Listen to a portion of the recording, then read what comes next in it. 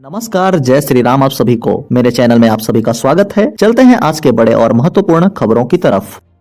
लोकसभा में एक देश एक चुनाव बिल पेश किया गया, वहीं पर कांग्रेस उसे बोलती है कि इसे वापस लिया जाए। सपा ने कहा कि देश में तानाशाही लाने की कोशिश किया जा रहा है। आपको बता दें कि संसद के शीतकालीन सत्र का मंगलवार को आज 17वां दिन है। केंद्रीय कानून मंत्री ने एक देश एक चुनाव के लिए 129वां संविधान संशोधन बिल पेश किया। वहीं केंद्र शासित प्रदेशों से जुड़े 3 कानूनों में संशोधन का बिल भी पेश किया गया। इसके जरिए जम्मू कश्मीर को पूर्ण राज्य का दर्जा दिलाने के लिए भी संशोधन किया जा सकता है। अमित शाह ने कहा कि बिल जब कैबिनेट में आया था तब प्रधानमंत्री नरेंद्र मोदी ने कहा था कि इसे संयुक्त संसदीय समिति को भेजना चाहिए। कानून मंत्री ऐसा प्रस्ताव कर सकते हैं। विरोध के विरोध में सपा सांसद धर्मेंद्र यादव ने यहां तक कि ये भी कह दिया कि one nation one election bill BJP की देश में तानाशाही लाने की कोशिश है। वहीं मनीष तिवारी, जो कि कांग्रेस से सांसद हैं, उन्होंने कहा कि एक देश एक चुनाव बिल संविधान के मूल ढांचे पर हमला है। बिल को पेश और स्वीकार किया जाना विधायी नियमों के खिलाफ है। मेरी अपील है कि इसे वापस लिया जाए। चलिए चलते हैं सरकार का क्या कहना है ये भी जान लेते हैं। वन नेशन वन इलेक्शन से प्रशासनिक क्षमता बढ़ेगी। बिल पेश होने से केंद्रीय कानून मंत्री और न्याय मंत्रालय ने कहा कि आजादी के बाद से चुनाव आयोग लोकसभा और विधानसभाओं के 400 से ज्यादा चुनाव करा चुका है। अब हम एक देश एक चुनाव का कॉन्सेप्ट लेने जा रहे हैं। एक हाई लेवल कमेटी इसका रेड मैप बना चुकी है। इससे प्रशासनिक क्षमता बढ़ेगी, चुनाव संबंधी खर्च में कमी आएगी और नीतिगत निरंतरता को बढ़ावा भी मिलेगा। वहीं शिवसेना उद्धव गुट सांसद प्रियंका चतुर्वेदी ने कहा कि एक देश एक चुनाव पावर को सेंट्रलाइज करने जैसा है। संविधान पर 2 दिन चर्चा हुई, राज्यसभा में अभी भी चल रही है। ऐसे में संविधान पर हमला दुर्भाग्यपूर्ण है। चुनाव प्रक्रिया में छेड़छाड़ करके केंद्र सरकार अपनी ताकत और बढ़ाना चाहती है। एक देश एक चुनाव पर विचार के लिए पूर्व राष्ट्रपति रामनाथ कोविंद की अध्यक्षता में 2 सितंबर 2023 को एक कमेटी बनाई गई थी। कमेटी ने करीब 191 दिनों में स्टेक होल्डर और एक्सपर्ट्स की चर्चा करने के बाद 14 मार्च 2024 को अपनी रिपोर्ट राष्ट्रपति द्रौपदी मुर्मू को सौंपी थी। एक देश एक चुनाव को लागू करने के लिए संविधान संशोधन के जरिए संविधान में एक नया अनुच्छेद जोड़ने और 3 अनुच्छेदों में संशोधन करने की व्यवस्था की जाएगी। सरकार इस मुद्दे पर आम सहमति बनाना चाहती है, लिहाजा बिल को ज्वाइंट पार्लियामेंट कमेटी को भेजे जाने की संभावना है।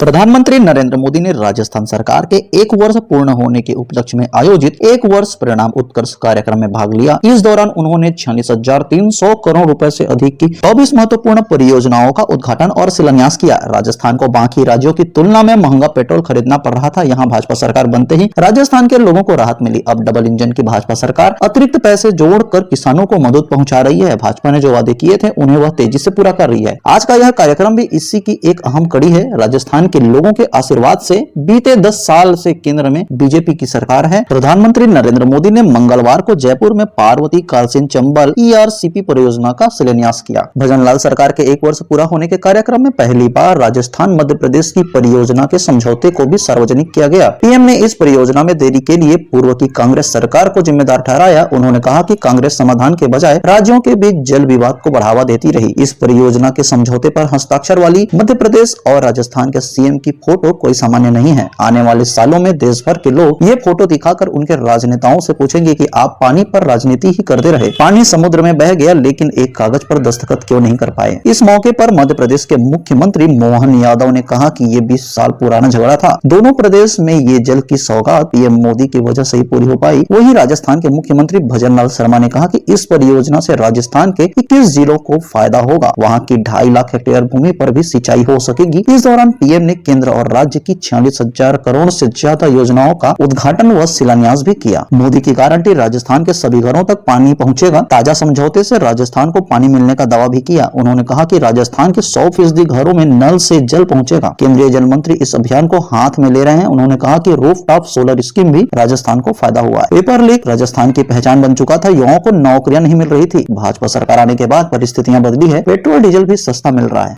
श्रीलंका के राष्ट्रपति अपने पहले विदेश दौरे पर भारत आए हैं।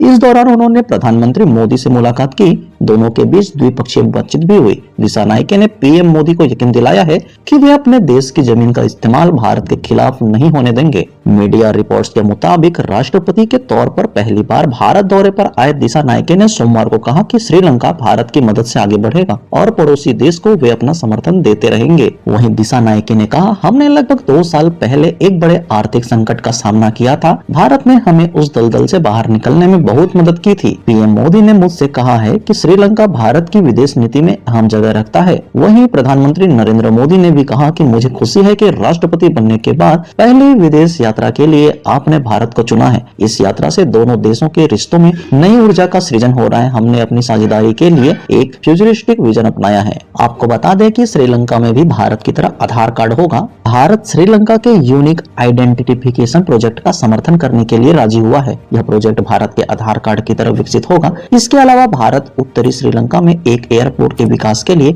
आर्थिक मदद मुहैया कराएगा। भारत और श्रीलंका के बीच मछुआरों से जुड़े मुद्दों पर भी चर्चा हुई। विदेश सचिव ने कहा कि दोनों देश इस बात पर सहमत हुए हैं कि ऐसे मुद्दे को मानवीय तरीके से हैंडल किया जाए, इसके लिए बल का प्रयोग न हो। इससे पहले दिशा नायके ने कहा था कि मछुआरों के मुद्दों का स्थायी हल ढूंढने की जरूरत है। दोनों नेताओं ने एक दूसरे के देशों में पर्यटन बढ़ाने के लिए रामायण सर्किट और बौद्ध सर्किट पर भी चर्चा की। इसके अलावा दोनों नेताओं के बीच सामपुर सौर ऊर्जा परियोजना, श्रीलंका के भीतर रेलवे कनेक्टिविटी बढ़ाने, दोनों देशों के बीच नौका और उड़ान सेवकों, यूनिक आइडेंटिफिकेशन प्रोजेक्ट, शिक्षा रक्षा समझौता, हाइड्रोग्राफी पर सहयोग बढ़ाने पर चर्चा की गई। निकाय चुनाव से पहले जोगी परिवार की होगी कांग्रेस वापसी। रेणु अमित बड़े नेताओं के संपर्क में, पार्टी में आने माफी मांग रहे विधानसभा लोकसभा के बागी। छत्तीसगढ़ में निकाय चुनाव से पहले कांग्रेस बागी नेताओं की घर वापसी कराने जा रही है। इसमें जोगी परिवार की भी कांग्रेस वापसी की चर्चा है। बताया जा रहा है विधानसभा से लेकर लोकसभा चुनाव के बीच पार्टी में भीतरघात करने और बागी होकर चुनाव लड़ने वाले नेताओं ने माफी भी मांगी है। बैज ने कहा कि कई लोग संपर्क में है, वे कांग्रेस में वापस आना चाहते हैं। भाजपा में उनकी कोई पूछ परख नहीं है। भाजपा में जाने के बाद उनकी हालत बहुत खराब है। वे न घर के रहे और न ही घाट के। हमारी कमेटी के पास कई नाम आए हैं जिन पर चर्चा होगी। कांग्रेस बागियों और भीतरघातियों की घर वापसी के लिए प्रदेश प्रभारी सचिन पायलट ने पीसीसी अध्यक्ष दीपक बैज और नेता प्रतिपक्ष चरणदास महंत समेत 7 नेताओं को जिम्मेदारी दी है। सूत्रों के मुताबिक रेणु और अमित जोगी पार्टी के वरिष्ठ कांग्रेस नेताओं के संपर्क में है। उन्होंने फिर से कांग्रेस में वापसी की गुजारिश की है।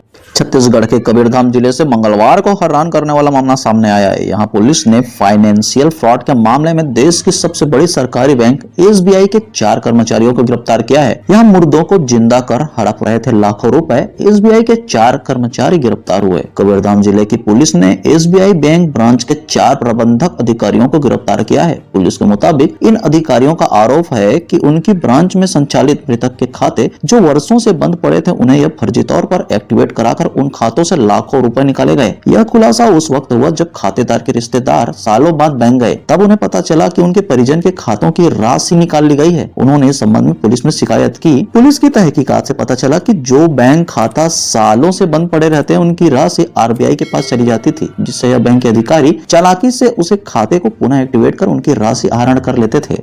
शिक्षक मोहम्मद साहिद जिस पर छात्राओं ने बैटच का आरोप लगाया है। फिलहाल बीओ ने छात्राओं का बयान दर्ज किया है। परिजनों ने आरोपी शिक्षक पर सख्त कार्रवाई की मांग की है। जानकारी के मुताबिक कक्षा 8वीं की 6 छात्राओं ने स्कूल के सहायक शिक्षक मोहम्मद साहिद पर बैटच करने का आरोप लगाया है। छात्राओं का कहना है कि टीचर ने उन्हें गोद में भी उठाया, उनकी गाल और पीठ पर चाक से लिखा। जब छात्राओं ने ये बात महिला टीचर को बताई, तब आरोपी टीचर ने धमकाते हुए बात को आगे नहीं बढ़ाने की बात कही। छात्राओं के अनुसार 5 दिन पहले अर्धवार्षिक परीक्षा में अंग्रेजी के पेपर के दौरान टीचर ने छात्राओं से छेड़छाड़ की। छत्तीसगढ़ के बलरामपुर जिले में सरकारी स्कूल के टीचर ने छात्राओं से छेड़छाड़ की है। छात्राओं का कहना है कि टीचर ने हमें उठाया और गाल पर चाक लगाई। शिकायत करने पर धमकाते हुए बात यही खत्म करने को भी कहा। इसके बाद छात्राओं ने इसकी शिकायत हॉस्टल के वार्डन और हेडमास्टर से की, तो हेडमास्टर ने मीटिंग ली, लेकिन अधिकारियों को सूचित नहीं किया। अब मंगलवार यानी कि आज छात्राओं के परिजन स्कूल पहुंचे, तब मामला जाकर उजागर हुआ। पीएम म्यूजियम की ओर से नेता प्रतिपक्ष राहुल गांधी को लेटर लिखा गया है, जिसमें उसने नेहरू से जुड़े डॉक्यूमेंट्स वापस करने की मांग की गई है। आपको बता दें कि नेहरू मेमोरियल का नाम बदलकर पीएम म्यूजियम रखा गया था। प्रधानमंत्री म्यूजियम और लाइब्रेरी सोसाइटी के सदस्य रिजवान कादरी ने सोमवार को कहा कि 2008 में यूपीए कार्यकाल में 51 बॉक्सों में भरकर नेहरू के पर्सनल लेटर सोनिया गांधी के पास पहुंचाए गए थे। या तो सभी लेटर वापस किए जाए या फिर इन्हें स्कैन करने की इजाजत दी जाए, क्योंकि ये डॉक्यूमेंट्स पहले से ही पीएम म्यूजियम का हिस्सा थे। रिजवान कादरी ने कहा कि सितंबर 2024 में मैंने सोनिया गांधी को लेटर लौटाने के लिए पत्र लिखा था, लेकिन उनसे कोई जवाब नहीं मिलने पर मैंने अब राहुल को पत्र लिखा है। राहुल गांधी को रिजवान ने 10 दिसंबर को लेटर लिखा था। हालांकि इसकी जानकारी अभी तक सामने नहीं आई। रिजवान ने जिन 51 बॉक्सों की बात कर रहे हैं, उसमें नेहरू के वे लेटर रखे हुए हैं जो उन्होंने Edwina Mountbatten, Albert Einstein, Jayaprakash Narayan, Vijaya Lakshmi Pandit, Aruna Asaf Ali, Babu Jagjivan Ram और गोविंद वल्लभ पंत को लिखे हुए थे। परिवार की प्रतिनिधि के तौर पर 2008 में सोनिया ने लेटर वापस बुलवाए थे। एक बार डोनेट किया गया सामान वापस नहीं किया जाता, फिर भी इन लेटर को वापस ले लिया गया था। इन लेटर को वापस वापस लेने के पीछे सोनिया की क्या मंशा थी, ये म्यूजियम को तब भी नहीं बताई गई थी और अब भी पता नहीं है। हम चाहते हैं कि ये लेटर सुरक्षित रहे। हम यह भी चाहते हैं कि एक फॉरेंसिक ऑडिट भी कराया जाए ताकि यह सुनिश्चित किया जा सके कि डॉक्यूमेंट्स के साथ कोई छेड़छाड़ी नहीं की गई है। वहीं भाजपा सांसद संबित पात्रा का कहना है कि लोग जानना चाहते हैं कि नेहरू ने माउंटबेटन को ऐसा क्या लिखा था। जब 2010 में इन सभी दस्तावेजों को डिजिटल करने का फैसला किया गया था तो सोनिया ने इन लेटर्स को डिजिटल होने से पहले ही क्यों वापस ले लिया। आज की खबर यही समाप्त होती है। ऐसे ही रोज के समाचार सुनने के लिए मेरे चैनल को सब्सक्राइब जरूर करें। धन्यवाद।